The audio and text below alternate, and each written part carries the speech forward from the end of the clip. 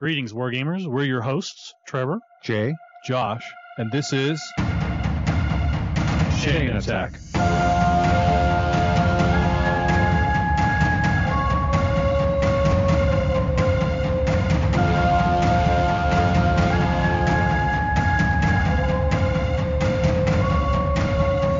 Chain Attack is sponsored by Discount Games Incorporated.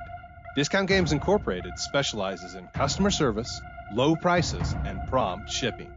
You can find our web store at www.discountgamesinc.com.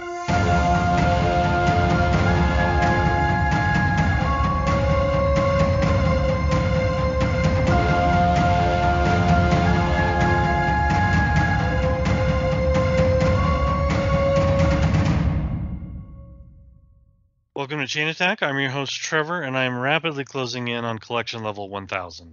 Roughly half of a Tony Riccio. Wow.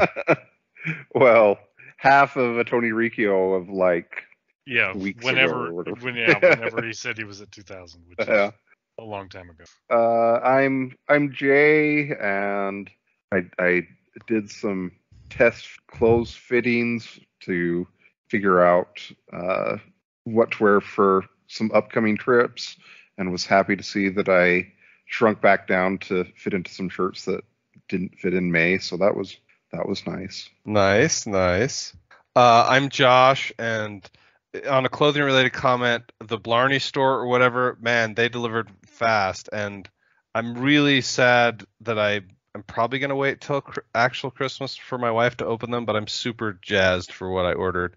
And I have mixed emotions now about taking a family trip for Christmas, because after this recording with my co-hosts, my family, we will be starting a journey, which is funny since I just got home from a journey. But anyway, we're going to take a week trip to the Redwood Forests, and my mixed emotions are like, I remembered while we were packing why I just want all my kids to come home, because I had to pick board games to try to like fit into the suitcases, and if they would just come home, I got the whole library there to pull from. So like, I don't think I'm taking John Company on vacation with me, and it's breaking my heart. So did you guys end up picking vegan sushi as one of your meal options in San Francisco? I can't truthfully say that we've picked anything. So Yes.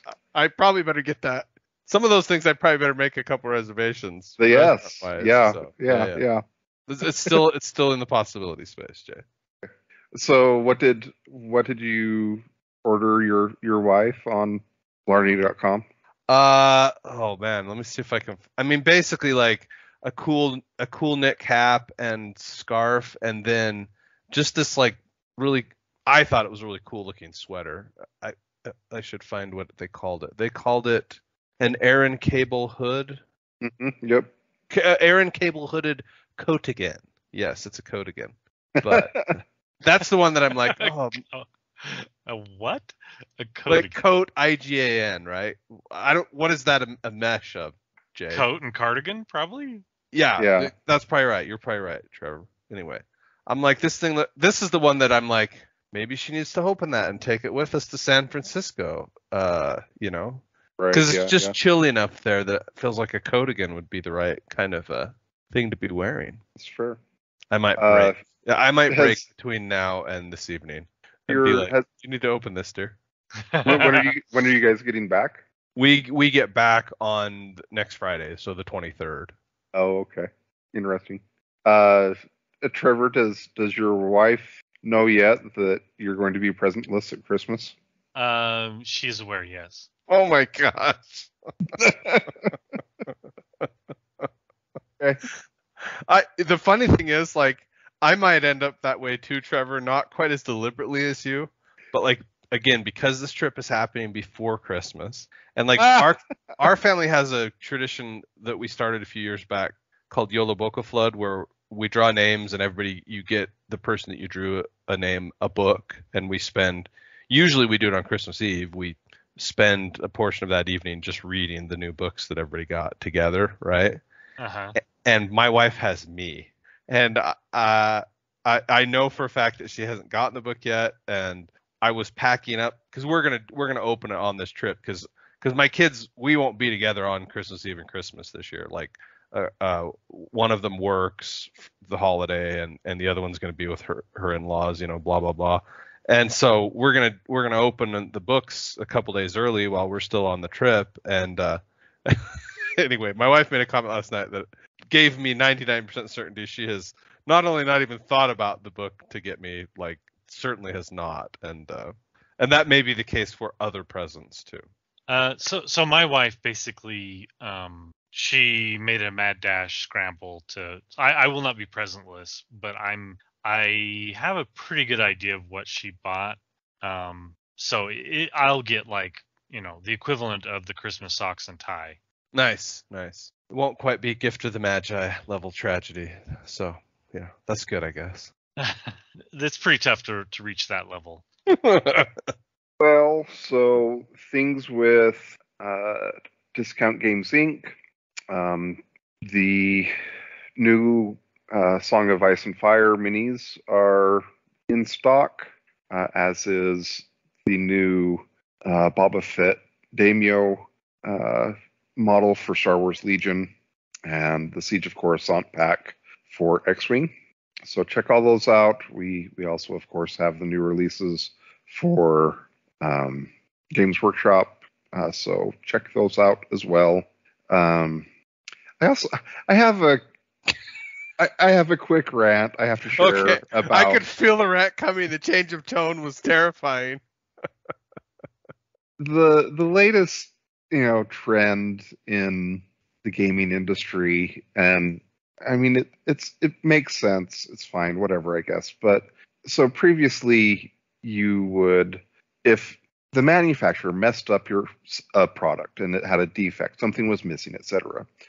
Previously, you would contact the manufacturer and they would mail out something to you.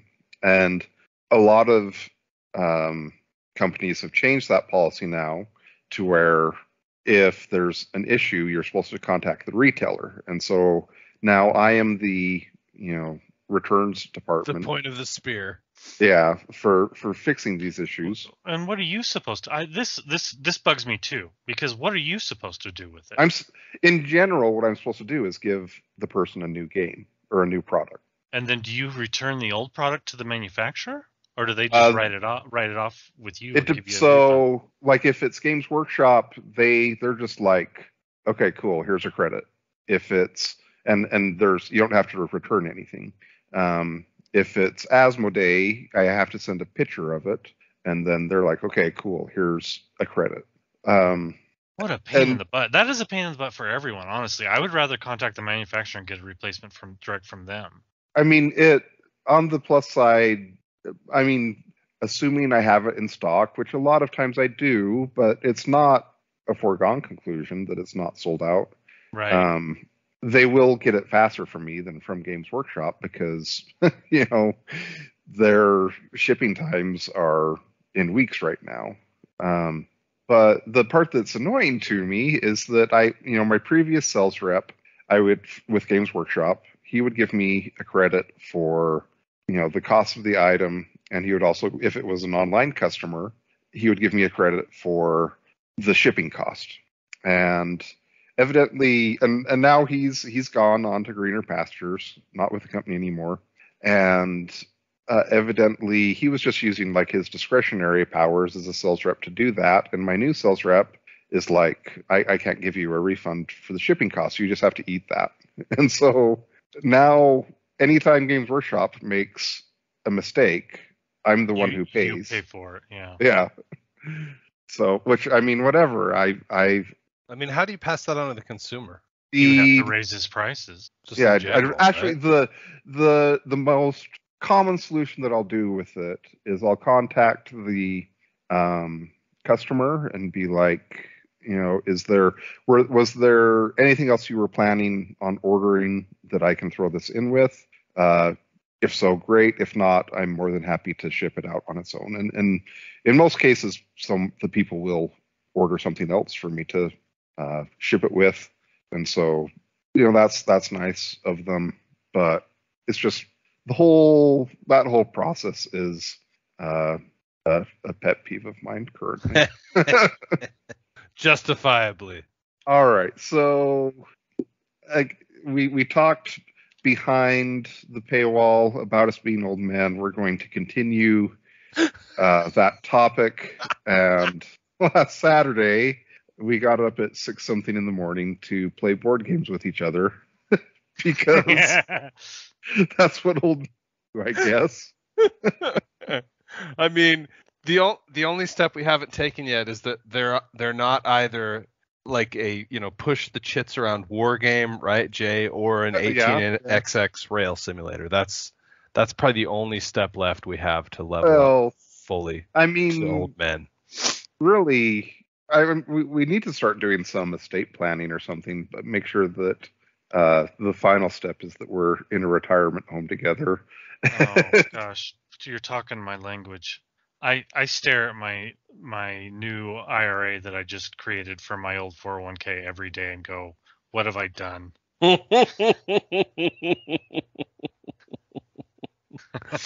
Oh yeah, sorry Jay. For a minute there I was thinking of estate planning the game, which I think, Obsession is the board game that we should probably consider for that. But yeah, actual estate planning, don't get me started. That's a hobby of mine. I love that stuff. Brian does feel very strongly that when it's time for us to, sell our house, sell DGI, whatever, that he wants us to end up in Hawaii, which I can't really fault him for wanting to be gone from the Idaho winters. So yeah, it feels like a good trade for him. So I signed up to come play John Company with my dear friends. I knew really nothing about the game heading into it, and of course did not watch any videos or anything in prep. And so that's the Classic game that we're classic. That's the game that we're going to review and talk about. And before I'm kind of curious, real quick, as an intro to this. First off, can you give a quick definition of the terms Eurogame and Ameritrash, and then where you think this falls? So if I were to define Eurogames, I would define as like dry themed, very what am I trying to say? Like low randomized, high strategy games is kind of the broadest definition of Eurogame to me. And Ameritrash, I would call like heavily themed, a lot of luck and, lower strategic or decisions required. That's pretty broad, but is that a fair broad definition on both of them? Sure. I think it's a good question, and I think that this actually leans more into the Ameritrash column, I think. Yeah, so I'm gonna borrow my definitions from Board Game Geek from somebody else. Yeah. But I think they pretty much follow along what Josh has said. Ameritrash, a random element often follows player decisions, often determining how successful or effective those decisions were. In Eurogames, any random elements usually occur before players make their decisions, so they generally know the consequences of their actions.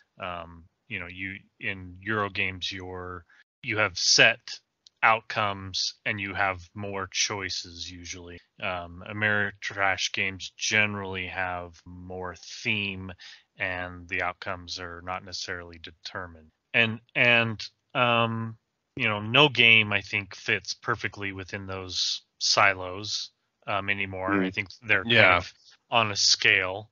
And certainly I think Ameritrash games have evolved somewhat. I don't think that's completely fair anymore. So the thing that kind of surprised me about this game is that, I get there, I find out that the theme of the game is that we are going to be trying to run the East India Trading Company, and that's basically what the game is. And so in my mind, I'm thinking, okay, this is a dry, boring theme that is going to be a Euro game. It's right up there with we're trading spices in the Mediterranean. Yeah, it's definitely the kind of theme you would see on a Euro, right? Yes. But then we get into the game, and it has a lot more randomization than what I would consider a pure Euro game to normally be. So there's a lot of times you take an action, and then you roll a d6 to determine the outcome of the action, and some of these dice rolls are like critically important. Oh yeah. It's like not make like or break the entire company, basically. yes. Yes. And also like at the start of the game everyone gets basically there's all these starting roles or positions or duties, etc. Offices, yeah. yes, that get divvied out randomly. At least I'm assuming it's random. Is that correct? It is random. Yes, there it is a is. variant where you can draft them. Oh, okay. That would make sense. But it also, and maybe this is probably my inexperience with the game, but it feels like people could have very different starting strengths in the game. Yes, especially with the random Yes. deal. Yeah. Yes. Yeah. As a matter of fact, well, Trevor and I guess maybe we'll talk about it in a minute, but we did play a second time, and yeah, Trevor and I saw some of that happen. I'm gonna counter that a little bit by saying I actually think that with experience, I think some of those starting cards that get dealt out are a little more balanced than maybe we initially believed. They balance the position that they're giving you with the amount of money they give you. So depending on which set of cards you get, you might end up with a lot of money, or you might end up with a lot more power. That's true. If you do not know how to use that power to your advantage, then definitely the stronger cards are the money cards early on. So yes, I think that especially probably the first, and this is a complex game. I think the first couple of times, maybe even 3 or 4 times you play the game, you will not be in a position where you know exactly what to do with those rolls. Yeah, I mean it's games that have strategic depth. I don't really think it's fair to say like other than it does impact your enjoyment potentially, but I can't say if a game is balanced on a complex game after a few plays when I don't know the strategic depth or the ways to fight the imbalances or whatever. So yeah, right. Yeah, great point. Yeah, and I will say that while I agree with you that especially because the main mechanic of the game is that you roll d6 as Jay mentioned, and you're looking for 1s or 2s to succeed.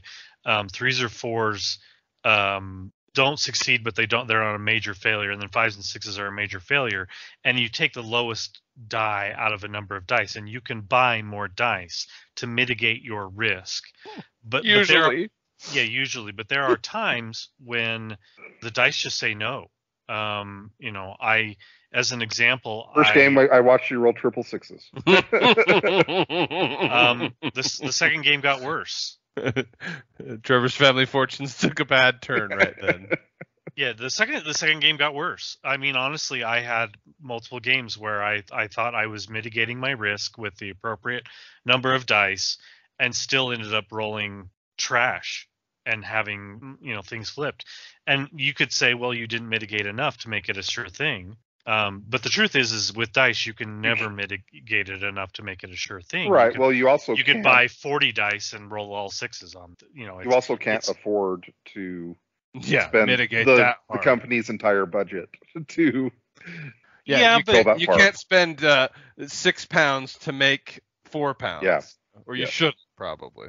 Yeah, that's very true. But I think that I hesitate to call it full on Ameritrash because that's what I say. It only leans into that column because you do know what the return is in most situations, and it's just a matter of how much are you willing to put in, how greedy are you, and how much risk are you willing to take. And as a guy who works in risk management every day, it's enticing to me, and I love risk management games. I love Raw is a good example of a risk management game where you can push your luck Yeah. But you really have to decide, is this worth it, or can I just take what I've got? And so anyway, I totally understand how you can feel, because some people don't like that element. Yeah, And it was. it is painful to spend £3 to earn £5, and then roll straight sixes and make £0. Have Yeah. lost 3 and gained nothing. I guess the reason why I started out with that was because I guess it seemed interesting to me that if we started talking straight out the gate about, this is a game where we are running the East Indian Trading Company, I think most people would have an assumption about what type of game it is. Yeah, you're right. Because I did going into it, and then it turns out when the game was over that that it was not that type of game necessarily, which isn't an issue. To be fair, I probably came in with a similar feeling to you. You had actually done homework on this. Yes, I guess. Yeah, I mean, knowing the designer, knowing some of his previous efforts, knowing which the I mean, theme, just tell the people that's things like Root and Oath and Pax Pamir, right? I mean, like, right. I was a little, but the part we're not mentioning is that this is, he did not completely design this. He designed the second edition, right? The first edition was designed by somebody else. Yeah, I didn't remember that, but maybe I'm wrong. But I thought, just like Pax Pamir, he did not design the original Pax Pamir. He redesigned it for its second edition and changed it considerably. But okay. But he did not design Pax Pamir. I'm gonna look this up while we are carrying on. Okay. Here. Well, so Trevor, I guess now that we've spent 15 minutes discussing the category of the game, do you want to give? I'm wrong. He did design the first edition of the game. But what you're not wrong about is there were significant changes between. Yes, there were significant changes. Okay, sorry, Jay. What did you just say? I said, now that we've talked 15 minutes about the category of the game, do we want to give an overview of the game itself? Sure. So in the game, you go through what I would call periods or ages or years of the East India Trading Company. There will be various phases, and you follow the phases every year. The first phase, your first couple of phases, you're basically doing things in London. You're assigning your resources. You're trying to figure out what to do.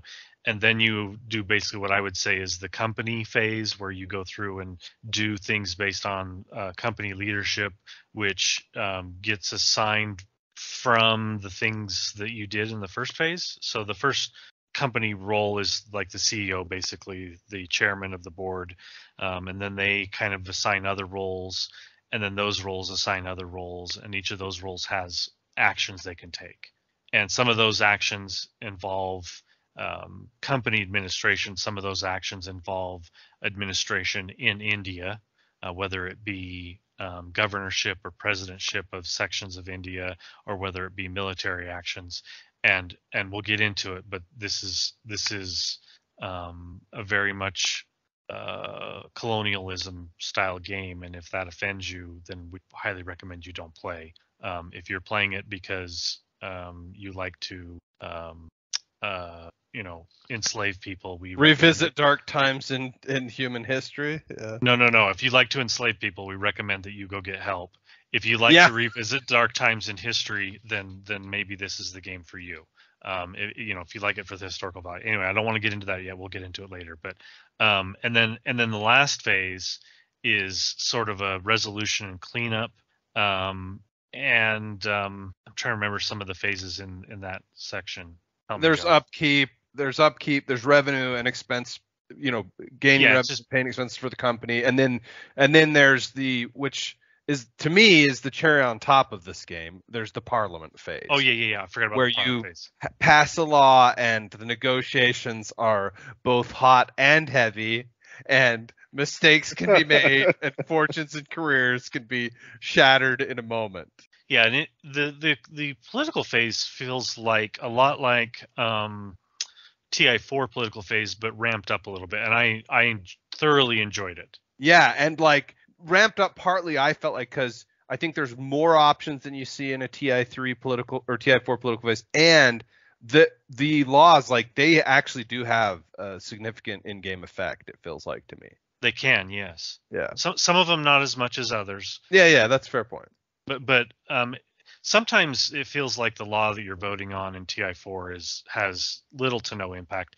I rarely felt that situation here. Right. It always felt like the law is going to have some sort of impact. And part of that is really the mechanic of, like, the prime minister, whoever has that role in the game, they're sort of playing a push your luck game of turning over more laws. Like, they can turn over up to 3, and there are some laws that if they turn them over, they have to do that law. But other than that, they have some, agency and, like, okay, this is going to be the law, and this is, the tax or the benefit that's going to kind of be tacked on to the law. I mean, there's just, like, some cool decision points there, and that's part of what makes it more robust than a TI4 political phase. Yeah, and the bonus that the prime minister chooses, or the tax, or whatever it is, he gets to choose where it's going to go or what's going to happen. That is part of the vote. Like, it impacts all the players at the table.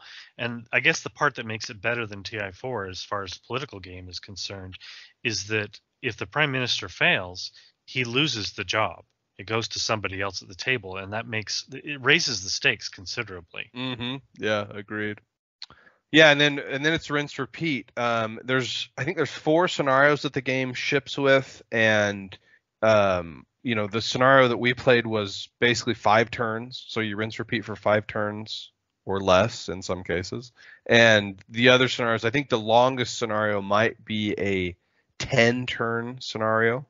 I will also mention that this is a co-op competitive in that you're trying to earn the most points, prestige, fame, and money, and other things. But the company itself, if it fails, I shouldn't call it co-op competitive, because if the company fails, it just triggers a earlier victory point count. Yeah, it means that some people might score points in a different way. Yeah, it doesn't indicate that everyone loses, which is normally what a co-op competitive does. Yeah, but it still I am feels kind of like that. I'm kind of curious on what you guys think on this part of it. So, first off, I will say that this is a genre of games that I find pretty interesting. Another example of a game that we've played that has kind of the similar feel is one where we were playing in the Roman Empire, and we're trying to keep the Roman Empire running together. But we're still trying to look over our own self-interested things while doing that. And if you are too greedy, if everyone's too greedy, then the empire falls to barbarians. A la Josh. Yeah, I mean, we've played multiple games like this. Republic of Rome is the one that Jay's talking about, and the one we more recently played was Founding Fathers. Oh, that's true. Yeah. And so the thing that I guess the question I had with this was, so in this game, if the game ends early, then, like Trevor said, it's not a everybody loses scenario. It's we're going to go to end game scoring and see who has the highest score and who won. Do you like that, or do you think you would like it better if it was we're all losers and there's no winner if you don't get to the end of the scenario? I liked it more that there's still winners, because the other way that you're talking about, where, like, we're all losers, it just changes the incentives, right? Like, the fact that you could still win because you hedged your bets against the company and did just enough to, feather your own nest while the company burned in flames. I like the incentive structure there. It seems like if you got familiar enough with the game, that there could definitely be scenarios where someone's like, you know what, I think if the game ended right now, that I would win, and so therefore I'm going to try to destroy the company. Yeah, I think you could potentially see scenarios of that. So the second game that we played without Jay, because he needed to leave, we examined it at the end, and Trevor and I were sort of saying, like, okay, if we had made a different decision point one turn ago and tried to tank the company, then my dad, would not have won. And we were looking at it going, holy cow, that would it isn't just a binary decision of I'm taking the company or I'm supporting the company. Like there are some roles that would have to go your way, I think, regardless, you know. Like there's enough chaos built into this system that you would have to ride the avalanche just right to not get buried. But there are absolutely those scenarios, Jay, where all of a sudden at least one or two players are going to go, it is in my best interest, you know, for none of this to go well, basically. The most interesting part of that, I think, is that it is a complex machine going on at the table. The company does a good job of recreating an actual company, and forcing the company to tank it is a big rolling lumbering machine, and to get it to tank is not easy. It's funny because it's also not easy to get it to succeed. Yeah, to get it to succeed is not easy either, and it feels like without the possibility of victory in the company's defeat, I think everyone would probably just make the right decisions to keep the company afloat, and it would never, some of the tension would never be there, or you would never consider going the other direction. I actually like it, and I think if you'll remember in Republic of Rome, I believe there's times where you want to tank the country as well and allow you to be basically named dictator multiple times. To become dictator for life. That's the goal of the game, is to become dictator for life. So you're trying to cross the Rubicon, so to speak, and so it is sort of similar here in a way that I like the option of trying to force the company to tank at the right time. And the truth is that what happened in the game that Josh and I and his father played is that I feel like both Josh and I sort of mismanaged the company for several rounds. I thought he was gonna fail. It's not my fault. And then we hand the reins over to his father, basically going, you know, we're basically handing him, you know, the crashing ship into the iceberg, and we're like, we're gonna make you responsible for all this. And then he recovered, and like amazingly well, to the point that he destroyed us. He's scoring all types of victory points, recovering the company. He scored. Like the company made more money than we ever could have conceived of, basically. Yeah, it was ugly. Honestly, I mean, in hindsight, I think that in time, you'll be able to, when you learn the intricacies of the game, that won't happen as often. I feel like that was sort of because we didn't understand the mechanics. Yeah, you would say things like, Josh, you imbecile, he has all the presidencies, don't give him the chairmanship. We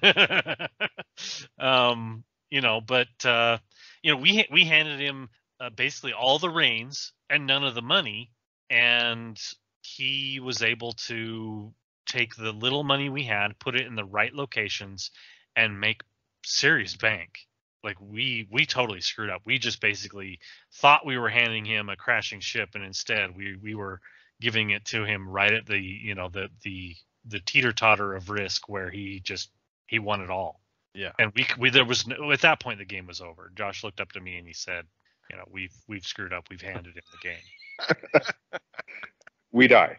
Yes. Yes. It was that moment, 100%.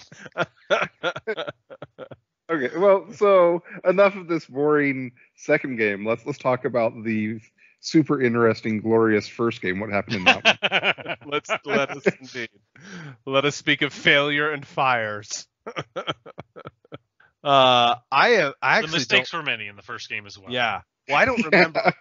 Where did we fail? So the first game, I mean, the short Where version did things go wrong? Yeah. Okay, so the first game, 3 rounds because the company failed. Yeah, so the first game failed in multiple reasons. I think the first reason is we mismanaged risk. So we spent too much money trying to mitigate risk, I feel like, and ended up, and in some cases spent too much and it failed. Yeah, right. Like consequently, we just did not make enough money. We were not making enough money. Additionally, I don't think we realized how badly the company was being steered. I mean, we kind of did, but we didn't realize how badly it was going. Like in hindsight, clearly some of us knew more than others. In hindsight, I'm like, holy crap, we just ran the company straight into the ground from the beginning. Like it was like we didn't even veer up. Like if you No, saw the stock price, I'm not even sure of we East pulled on India, the stick. yeah, the East India Trading Company's stock price just went. It was like just a cliff. Free fall. Yeah, free fall off. We didn't even turn around at any point. And then the other part that we screwed up on is the Jay was the This is prime minister. Was the prime minister, and we never once tried to get it out of his hand. Not with any real effort. Let's put it that way. Yeah, so he remained the prime minister while we ran our company into the ground. Game and surprise, surprise, the guy in political power wins. Like, you know, I in hindsight, it's also clear to me now.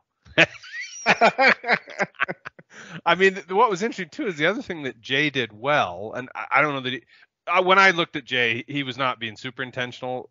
Like he wasn't doing it because he thought it was winning strategy, but he basically ran the military for the company all 3 rounds, you know, and so I mean, I feather his nest with that pretty good. Yeah, I basically started the game, was like, you know, I don't really know anything about this game or what's going on, but it seems like the things that I was dealt strengths in at the start of the game, I'm going to try to play towards these, and so that was, you know, what I tried to do. I think that's the good thing, but you also the flip side is I was dealt some cards that so I was dealt cards that gave me great positions of power and very little money, and as a first time player I had no clue how to deal with that power. And you know, so I think if I were to go back and play the same position today that I would be in much better shape, but I still think that it's pretty hard. I think going forward, I think, and this is my recommendation to anybody who plays this game, after you play the first game, I think from there on out you should draft. I agree, actually. Yeah. I just think that it won't take that much longer. I mean, yeah, it might add 3 minutes to your setup, but I think it will give you a more robust play experience. Yeah. So go ahead, Trevor. I was just say, let's talk about the colonialism of the game, because I think that it's important. It's relevant. It's important. And it's going to turn some people off. For others, it won't. But it is something we need to address.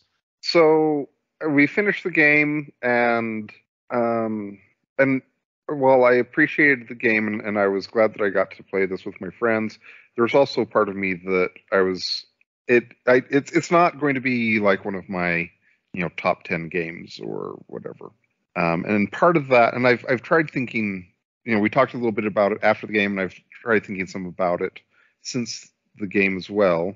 And part of it is related to the theme. Like, for example, you are like, some of the actions are literally looting provinces in India, or putting down revolts in India with military, or you are, you know, doing an action to try to make money, but then your bonus of it is that you're going to get a graft, and then that's going to help your family get additional money and prestige and etc. And so you're literally exploiting the industry and people of India to further your family's position. Yes. And so I said literally, but I mean figuratively. Yeah.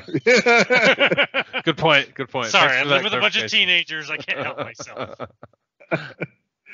So it was just, you know, I think Trevor or Josh, one of you asked if it would have felt different if, you know, if this had been, instead of themed off of India, if we were running a space combine that was we were in business together, and I think that would probably make me enjoy it more.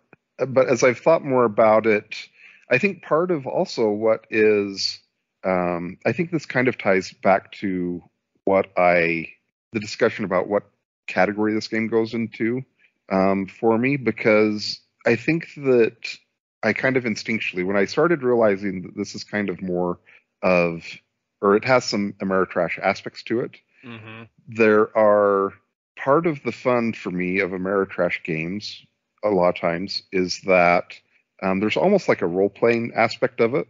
Right. And the thought of role-playing running a space empire is a lot more appealing to me than role playing a colonizer who is ravaging India. A British lord, yeah. Yes, a British I mean, lord. on paper, you're totally correct. Like I totally agree. Like if somebody said we're playing an RPG tonight, you have two choices. You can play a space colonizer, or you can play a British colonizer in the East India Trading Company. I mean, there really isn't any choice. There's no reason why you would ever pick the British colonizer. You would always pick space. Yeah. Or fantasy. I mean, Jay did say it the other day, and it made me think a lot after the game. I'm like, because this is again the designer who brought us things like Oath and Root. Right. And this could reskin into a anthropomorphic animal fantasy land. It could be in Root. It could be in the same world. Right. Oh, geez. Right. Yeah, 100%. And you would lose very little, I think. So I do think you would lose some, and here I'm going to defend, and I sometimes hate being on this side, but this type of game I love. Honestly, I haven't played enough of this game yet, but this style of game just ends up being in my top whatever quickly. So Republic of Rome, Founding Fathers, John Company, they are all very similar in their style and what they're the feeling they're trying to portray, and they're all historical. And honestly, they all involve colonialism and slavery. Terrible human people. Correct. So I guess I'm not in love with the theme on. Well, I do enjoy the Rome theme quite a bit, and I do enjoy the old America theme, and I enjoy those themes more than this one. I will say that as well. This is my least favorite theme of the three. However, I do like learning about and figure. I knew very little about the British's involvement in India, other than what I've read in some related books, like Secret Garden, I guess, is an example. Yeah, sure. So I don't know a whole lot about it, and so my basis in history comes from board games in many cases, and that's not a good way to learn history, I'll admit, but it is a fun way to open your horizons and find out more about history, and then go somewhere else and learn more about it. History is ugly. It's bad. If you're not embarrassed by it, you're not really learning it. So, I am embarrassed by the histories that these things portray in some cases, but I still enjoy learning about it or portraying it in board game form. So, well, and I don't want Trevor to feel. Go ahead, Jay. Sorry. Do you feel like that the game was effective at teaching you some things about this period? Yeah. I mean, I didn't. So one of the things that's interesting is India itself is not unified at this time, and so some of the fights that go on the board are India fighting India, not necessarily the British fighting India. And I didn't really know that. I guess you learn quite a bit about the history. Now, did I learn tons? Am I going to be able to go out and make a dissertation on Indian history? Heck no, not at all. But it does. It would if a movie about the time period were to come up, I would have more interest in it now than I did prior. And I'd be more likely now to pick up a book about this period in history than I would have been prior because of this board game. So is that part of it successful? I think so. To tie back real quick to what I was saying before, there's part of me that is curious if, say, for example, this game did not have the dice rolling, and if it felt more of a pure Euro game, if I wouldn't have felt as much of a recoil or distaste to it, because it wouldn't necessarily have the feeling of me assuming this kind of this role-playing aspect. Well, that's interesting because there are quite a few Euro games that we've played in our history that are at least near or adjacent to this history. Like I'm thinking of Goa. We talked about Puerto Rico at one point in time. I mean, the truth is a lot of the trading in the Mediterranean's, this theme, quote unquote, is in there. Especially, obviously, I'm curious if I were to, Puerto Rico was one of my first Euro games I ever played, and I played a ton of it.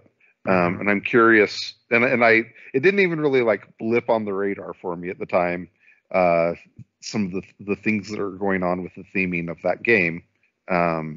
I'm curious if it would, if I were to play that now, and what my reaction would be to it. But there's part of me that thinks that part of why I had issues with John Company was because it did feel a little bit more Ameritrash than I expected. So That's a hard, that's a hard thing to answer. Yeah, So, yeah, I don't know, but I can definitely see that you are definitely taking a more active, personalized role in that's a good the way to say it. actions of what's going on than you are in some of those other games where really you're making mechanical choices. And I mean, I guess really another aspect of it is that, and I mean, I guess this is potentially to the credit of John Company, but in a lot of Euro games, the theming is very light. It could really, you're trading spices in the Mediterranean, but it could really be almost any theme. It's really the mechanics. They're taking center stage. What is the focus of this? And there were a lot of times in John Company where that wasn't the case. This wasn't a feeling of I'm doing something of mechanics. It was feeling like you're actually playing a colonial British lord. So at least for myself. Well, I want to add one thing to this conversation so that Trevor doesn't feel like he's alone as the apologist, right? Because I think we talked about this a little bit. I said, I think Jay's concerns are totally valid. I could totally understand, that being a concern or a turnoff to people. But I had to admit that like part of what drew me to purchase this game with the Kickstarter metal coins and, be hyped up to get my co-hosts to come try it, was the examination of history. Like it was the designer. It was that I could tell as I had watched some playthroughs and read some reviews that it was going to have the kind of chaos that just, makes me salivate. And I will agree with Trevor that, the theming of playing consoles in Rome is more interesting to me, even though really if you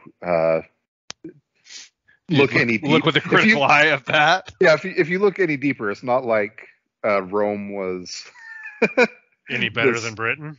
Yes. No, they were honestly probably they were the great grandfather of Britain. Yeah. Yeah, I mean they enslaved everyone. They all the people all the time. Yeah, they did some very horrible things. Yeah. Well, we're starting to get to time on the episode. What speed round? Are we grading this thing or what? Do you want to grade it, or do we want to give final thoughts? What do you want to do? Let's do a quick grade. We'll just go through the categories quickly. All right. Okay. Design. For me, it is a 9 for art style. The mechanics filled with chaos. Like I'm the target audience for all of this. I would love it if it were set in the Root world. I won't even pretend like I wouldn't. So there you go. I do like the setting. The setting could be a little bit better. I do like the risk management. I like the way that it handles the randomness. It's right up my alley as far as what type of game. And I do feel like having seen the original version and some intermediate versions on YouTube, I think he's refined it to a high degree. However, I'm going to dock a little bit for the theme and for the randomness because while I do like it, it's still a detractor. So I'm going to give it an 8. Okay, Jay. I'm going to shock Trevor and give it a 9. Jeez. Because I actually do think that it's a well designed game. Yeah. Okay. The next category would be time management. I actually am giving this higher marks than I expected to because we got up and started at 7 because we thought we were going to need 5 to 6 hours to play. And you could potentially need 5 to 6 hours, but it was like we ended up playing 2 games of it because the first game ended a little bit unexpectedly, but I don't think it would be that unusual that things could go, down in flames that way. Here's my main, counter to that, Josh, is that things worked out in this instance to where you could do 2 games fairly quickly, but there also could be like kind of the random happenstances. It feels like to where it goes a fair bit longer than what you expected. Yeah, I think that is fair. But that's why I'm not giving it the highest marks, but it is above average enough that it's a 7 for me on time management. Go ahead, Trevor. So I am going to give it high marks here, and this is the reason. Its competitors, Republic of Rome and Founding Fathers, are way longer and way overstay their welcome in comparison. Not that I don't love them. Yeah. But Republic You like of Rome, the overstaying of the welcome. I do in this particular situation, but Republic of Rome especially is way too long. And Founding Fathers helps that. It's much shorter, and it is a good length for this style of game. But John Company takes all of that and packs it into a smaller time frame and really does a great job of it. So for me, this is a 10. I realize it's a long game, and for people who don't like long games, it is absolutely not your cup of tea. But if you're looking for this, if you're looking for this style of game, these are the three options. This manages the time the best. Jay, your time management thoughts? I'll go with a 7. All right, I like it. So repeatability, it's a solid 9 for me. I want more plays of this. I basically am trying to infect more people in the world with the desire to play it, so that I can more easily gather. One thing I'll say on time management, which kept me from going higher, is I am curious to play a 6-player game of this to see how bad does it get, right? Yeah, that's fair. My grade might go down if we played a 6-player game. Right. But anyway, it's a 9 for me on repeatability. Trevor? It's a 10 for me right now, and maybe that's just because I'm hot and heavy for it currently. Yeah. It's probably going to go down a little bit. It's one of those games where you can only probably handle so much of it. I mean, you can't. It's like Republic of Rome. You can't play back to back games of Republic. You have to temper yourself. Yeah. Sure. But I do have a high level of repeatability. Like it is. If you said let's play a board game today, I'd say I won't do it unless it's John Company. I love it. Jay? Yeah. I'll go But number wise, I'm going to give it a 7 or 8. Okay, on repeatability. Okay, so fun. Like. I have to give this a 10. Like, it would be unfair for me to not give this a 10. Like, the fact that this creates moments where Trevor looks across the table at me and is like, I literally just made the worst mistake I've ever made in my board gaming history. I will never make a deal with you again. Like, I know that's partly me and it's partly my fault, but the game just tees up those kind of moments, right? I love the chaos. I love the failure as much as I love the success. I mean, when Trevor rolls triple sixes, I can't help but giggle. So this thing, and I will admit, like, this is a failing of mine. Like, I'm able to not have the theme sort of like pull down my fun meter, I guess, and it probably should. But there you go. For fun, I think I'll go with a 7. All right. So for me, fun is going to be a 9.